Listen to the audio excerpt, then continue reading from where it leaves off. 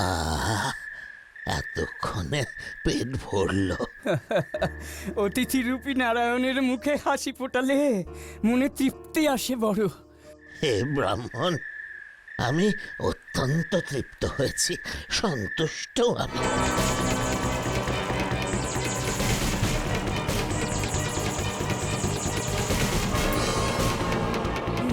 কি কে আপনি? আমি স্বয়ং ধর্ম। তোমাকে পরীক্ষা করতে এসেছিলাম। তোমাদের সকলের এরূপ আত্মত্যাগে আমি মুগ্ধ। ধন্য, আমরা সকলে ধন্য। ওই দেখো ব্রাহ্মণ, স্বর্গ থেকে পুষ্পবৃষ্টি হচ্ছে। আমি কি দেখছি? আমি নিজের চোখকেই তো বিশ্বাস করতে পারছি না।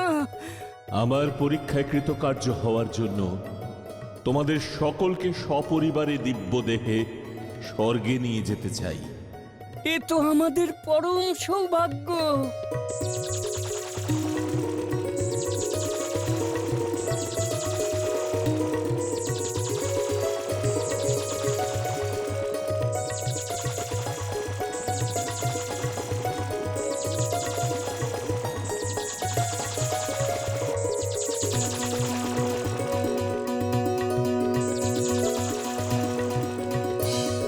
তুমি ভাইয়া এসব কথা জানলে কি করে?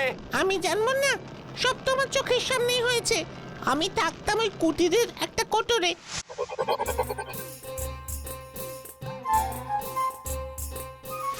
এতদিন এই কুটিরে থাকতাম, অথচ বুঝতেই পারিনি যে এই কুটিরে একই সাথে এতজন মহৎ মানুষের বাস ছিল। ওই তো ওখানে বসে ওরা জবগুলো করেছে, ছাতু ভাগ করেছে। কিছু ছাতু তো মেঝেতেও পড়ে আছে। ওই ছাতু আমি বরং মাথায় ঠেকাই। না না, মাথায় দেবো কেন? এমন মহৎ স্থানে আমি বরং একটু গড়াগড়ি খেয়ে নিই।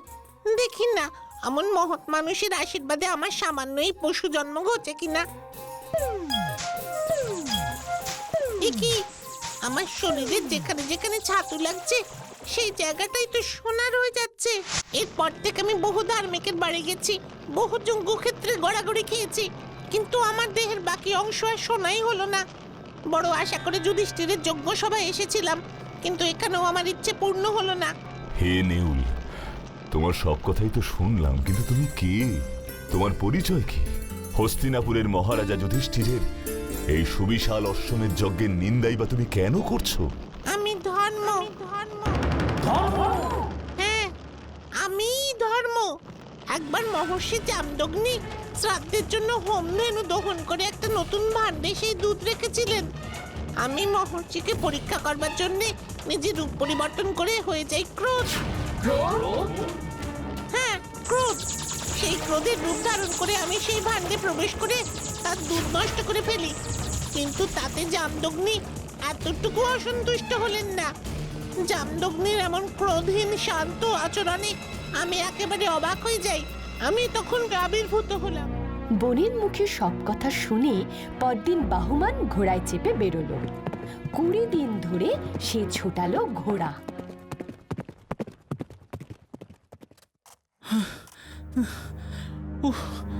আর কতটা পথ যেতে হবে কে জানে। দেশটায় ছাতি ফেটে যাচ্ছে। আরে ওই তো সামনে একটা পাহাড়। হ্যাঁ, ঠিক জায়গাতেই এসেছি মনে হচ্ছে। এবার ঘোড়া থেকে নামি।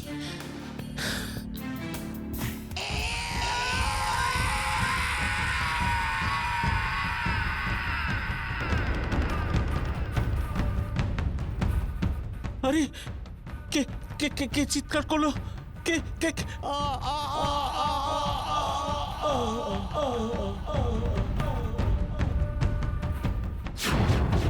চিৎকার শুনে পেছনে তাকাতেই বাহুমান পাথর হয়ে গেল।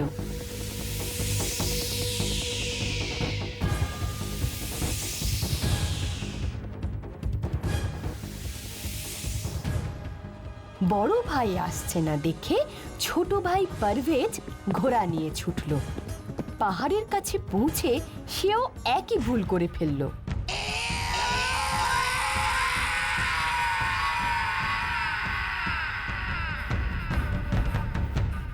চিৎকার শুনে পেছন ফিরে দাদার মতোই পাথর হয়ে গেল সে। তখন দাদাদের খুঁজতে পরিজাদি এলো সেই পাহাড়ের কাছে।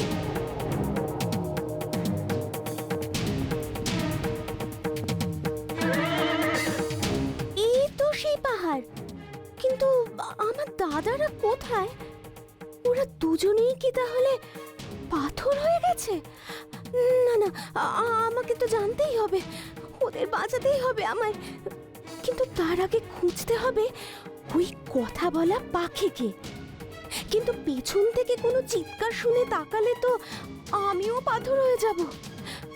না, হ্যাঁ, একটা কাজ করি বরং, এই তুলোটা আমি কানে গুঁজে রাখি, তাহলে কোনো আওয়াজই আর কানে ঢুকবে না।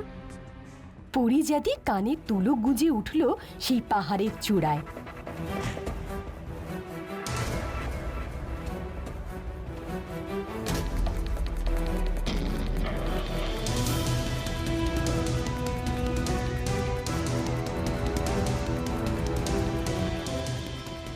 দেখতে পেল কথা বলা পাখিকে।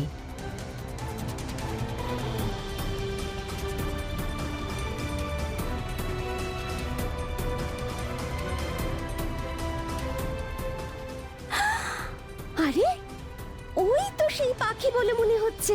আচ্ছা, ও কি কথা বলতে পারে? দেখি তো।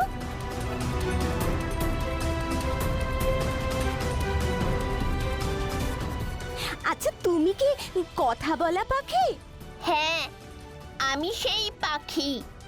আজ থেকে আমি আপনার ভৃত্য হলাম। বলুন কি কাজ করতে হবে? আমায় সেই গান করা গাছ আর সোনার সরোবরের কাছে নিয়ে চলো না। আমার পিঠে বসুন, আমি এক্ষুনি আপনাকে নিয়ে যাচ্ছি সেখানে। ওমা, তোমার পিঠে বসবো কি করে? তুমি তো ছোট।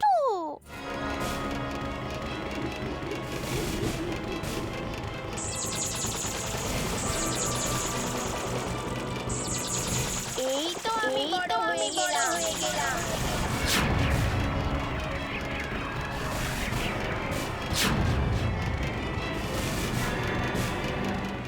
এবার বসুন।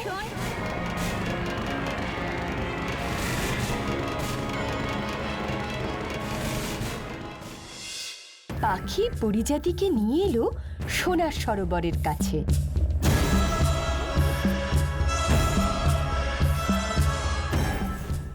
যার পাশে দাঁড়িয়ে আছে গান করা গাছ। পারিজাতি সেই গাছের একটা ডাল ভেঙে নিল আর সরোবরের থেকে তুলে নিল একটুখানি জল। পাখির কথায় সে আবার ফিরে এলো পাহাড়ের গোড়ায়, যেখানে তার দুই ভাই পাথর হয়ে আছে।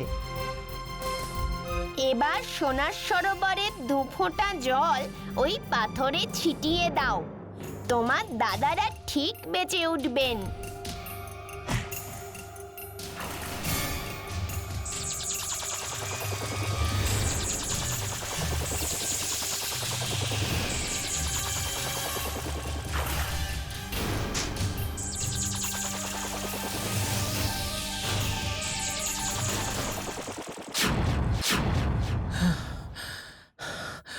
আমি বেঁচে আছি, আমি বেঁচে আছি।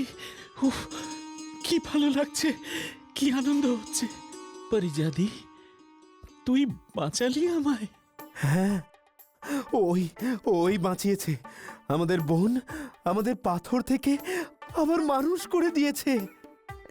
না না দাদারা, তোমাদের প্রাণ বাঁচিয়েছে সোনার সরোবরের জল, আর উপায়টা বলে দিয়েছে এই কথা বলা পাখিটা।